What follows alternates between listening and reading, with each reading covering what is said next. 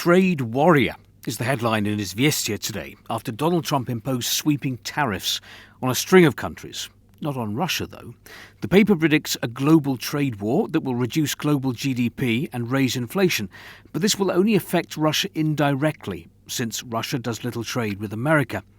Mind you, Moskovsky Komsomolets reminds us of President Trump's threat to implement secondary tariffs of between 25 and 50% on all oil exports from Russia if he decides Moscow is to blame for dragging out talks on a comprehensive ceasefire in Ukraine.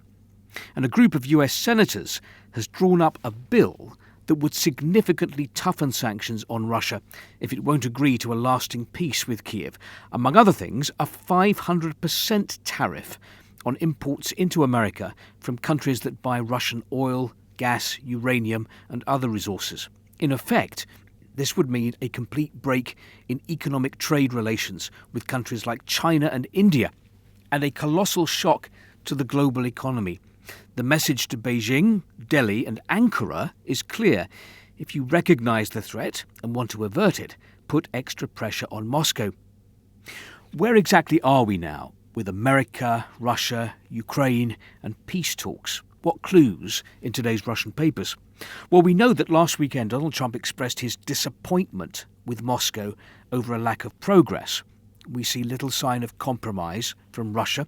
Moskovsky Komsomolets today: if Russia's demands are not met, no peace will be possible.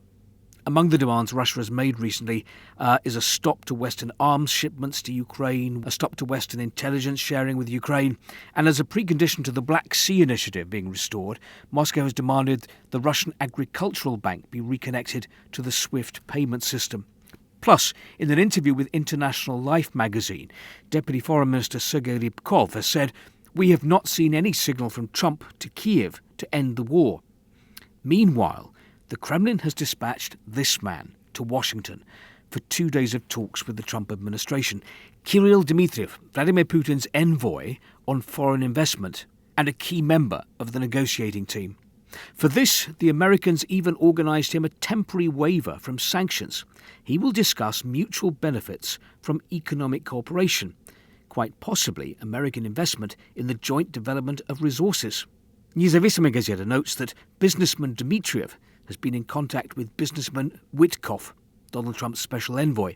It seems that the current US president is counting on this kind of interaction since he values and understands the logic of mutually beneficial deals. What's more, Izvestia quotes Foreign Minister Sergei Lavrov as saying that a second round of US-Russia talks on resuming the normal functioning of diplomatic missions is being planned.